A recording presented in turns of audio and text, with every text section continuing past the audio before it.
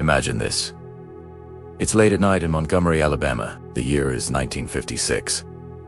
A young preacher just 27 years old sits alone in his kitchen, his head buried in his hands, his heart racing. The phone call he just received still echoes in his mind. Leave this town, or we'll kill you and your family. This man is Martin Luther King Jr., but here's the part of the story most people don't know. At that moment, King wasn't the fearless leader we remember today. He wasn't standing on the steps of the Lincoln Memorial delivering, "I have a dream." No, he was terrified, paralyzed by fear. He had been leading the Montgomery bus boycott for only a few weeks. His speeches had made headlines. His leadership was starting to inspire thousands. But that also made him a target. Threatening phone calls poured in. Letters filled with hate arrived daily. He couldn't even walk down the street without feeling watched. That night, after yet another death threat, Martin sat in silence. The weight of history hadn't yet crowned him a hero. It was crushing him. He felt like quitting, like walking away. And here's the truth. In that kitchen, almost eat. Martin poured himself a cup of coffee, but his hands trembled so badly the cup nearly slipped. He thought of his wife, Coretta, sleeping in the next room. He thought of their newborn baby daughter, Yolanda. What kind of father, what kind of husband would willingly put them in danger? He whispered to himself, "God, I can't take it anymore. I'm at the end of my powers." This was the breaking point, the moment when fear almost stopped one of the greatest movements in history. But then something happened. Martin later described it as a vision at the kitchen table. In the stillness of that Alabama night, he felt a presence. Voice, not over the phone, not from the crowd, but deep inside his own soul. Stand up for righteousness. Stand up for truth, and I will be with you even until the end of the world. Chills ran down his spine. Tears filled his eyes. For the first time in weeks, I felt peace. Not because the threats had vanished. Not because the fear was gone. It wasn't. But because he realized something life-changing. Courage is not the absence of fear. Courage is moving forward despite fear. From that night on, Martin Luther King Jr. would never be the same. But here's the untold twist. Just 3 nights later, his house would be bombed. Coretta and baby Yolanda were inside. And yet what Martin did next would shock not only Montgomery, but the entire nation. Stay with me, because this is the moment when fear tried one last time to silence Martin Luther King Jr. and failed. The tension in Montgomery was boiling. The boycott was growing stronger by the day. Buses ran nearly empty, and the pressure on the city's authorities was unbearable. White supremacists were furious, and Martin Luther King Jr. had become their #1 target. On the evening of January 30th, 1956, while Martin was away at a rally, a bomb exploded on the front porch of his home. Inside were Coretta and baby Yolanda. The explosion shook the neighborhood. Windows shattered, wood splintered, smoke filled the night sky. Neighbors came rushing out. Coretta and Yolanda survived, miraculously unharmed. But Martin arrived minutes later to see his home in ruins. His heart dropped. For a brief moment, the fear he had felt days earlier in his kitchen came roaring back. This could have been the end. And it wasn't just Martin who felt it. A furious crowd of supporters quickly gathered outside the house. Dozens of men carried guns, knives, ready for retaliation. The air was thick with rage. One wrong word, one spark, and the city would descend into chaos. Martin stepped up onto the porch, his house smoldering behind him, his wife and child still shaken inside. Everyone waited for his command. Would he call for vengeance? Would he abandon the fight? Instead, Martin lifted his hand for silence. His voice, calm but firm, cut through the night. "Don't strike back. Don't get panicky. We must meet hate with love." The crowd froze. Guns lowered. Anger turned into awe. In that single moment, Martin transformed fear into courage, and not just for himself, but for thousands watching. And this is where his story becomes universal. Because the truth is, we all face bombings in life. Maybe not with dynamite, but with rejection, failure, or loss. Fear tells us to give up, to fight back in anger, or to run away. But courage, true courage, is choosing a higher path. And if you're finding this story as powerful as I do, make sure to subscribe to Best Hidden America. This is where we uncover untold stories that history books leave behind, stories that inspire us to rise above fear, doubt, and adversity. But the struggle wasn't over. The bombing only increased the threats. FBI files, wiretaps, betrayals even from people close to him. And yet, Martin pressed forward. The question is, how did he keep going when everything aimed at everyone was trying to stop him? That's exactly what we'll explore in the next chapter. Imagine this. You are fighting for justice, risking your life every single day. And while bombs are exploding outside your home, someone else is quietly listening to your every word inside your house. That was Martin Luther King Jr.'s reality. What most people don't realize is that King wasn't just fighting segregation in the streets, he was also fighting against one of the most powerful organizations in America, the FBI, led by J. Edgar Hoover. The FBI saw King not as a hero, but as a threat.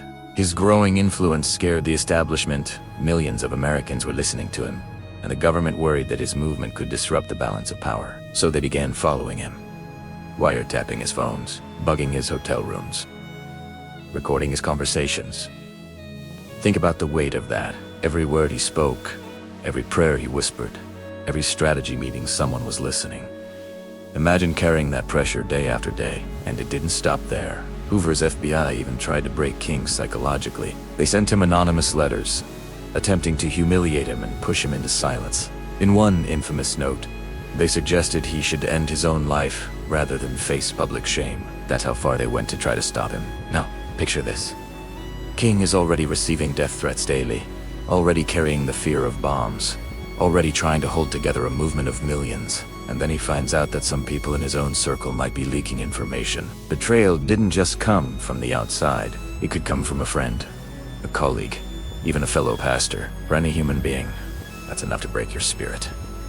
And the truth is, King did feel the weight of it. He was afraid, doubted himself. He wondered if he could keep going. But here's what makes this story so powerful. Despite the betrayal, despite the government surveillance, despite the constant threats, Martin Luther King Jr. refused to stop. He made a choice.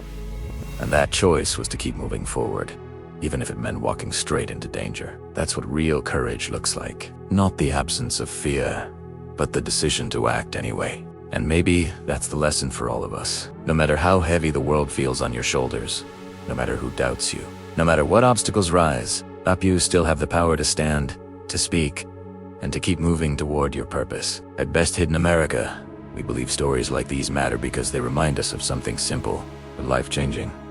The greatest leaders were human first. They felt fear, doubt, and still they changed history. So if you're finding value in this hidden chapter of Martin Luther King Jr.'s journey, make sure you hit that subscribe button. We're just getting started, and you won't want to miss the next untold stories of America's most inspiring figures. Martin Luther King Jr. wasn't born fearless. He was a man who faced fear every single day of his life.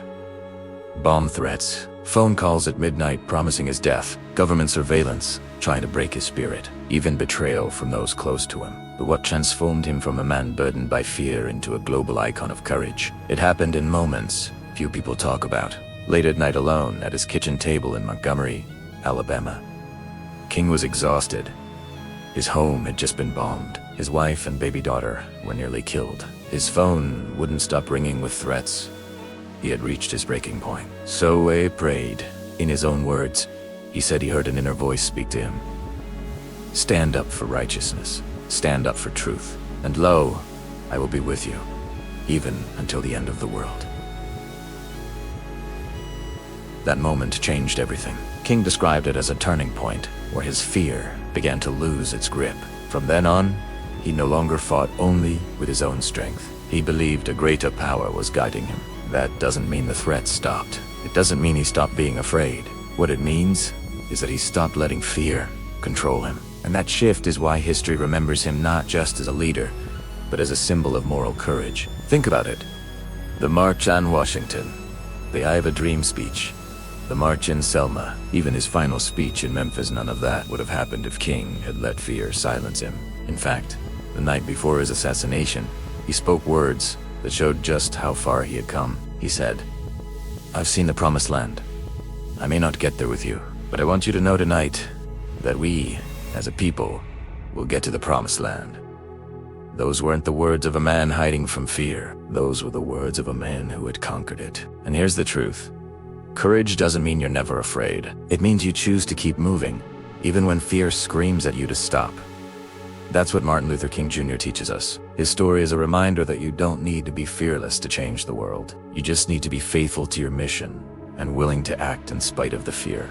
At Best, Hidden America, we bring you these untold chapters, not just to honor the past, but to inspire your present. Because if King could rise above fear and doubt to change the course of history, what you and I could do if we stopped letting fear define us. So, if this story inspired you, join our community. Hit subscribe, share this with someone who needs courage today, and stay with us as we uncover the hidden stories that shaped America's greatest leaders. Because sometimes, the most powerful lessons come not from the victories, but from the struggles that almost stopped them. Do you know the first time Dr. Martin Luther King Jr. ever heard the words, "I have a dream"? Well, he did. And the location was here in Montgomery, Alabama, in this house right behind me. Hi everyone. Welcome to this house. Today we are exploring the untold story of courage. That's when you don't have enough bravery to conquer your fears, but you move forward anyway. It takes different forms for each of us. But today, we're going to look at one of the most powerful examples of courage in history. From the outside, this house looks like any other in the neighborhood. But inside these four walls is where one of America's greatest leaders discovered the courage to change our nation forever. On a cold December night in 1956, Dr. Martin Luther King Jr. sat at his kitchen table, staring at the floor, overwhelmed with fear. Death threats had poured in from white supremacists since he led a successful boycott against the city's segregated bus system. With each passing day, the hate mail grew more threatening. His young daughter, Yolanda, had found some of the letters addressed to Daddy that very morning. She asked him, "Why do they write those mean things?" At that, momentous wife, Coretta, handed Yolanda a drawing she made for Daddy to cheer him up. Daddy hugged her. He looked at Coretta and said, "I love you both so much. If anything happens to me, I want you to move away. I want you to take our children and live somewhere else." His wife and daughter embraced him, knowing their daddy wasn't just fighting for freedom, but also risking his life. In that moment, his mind raced.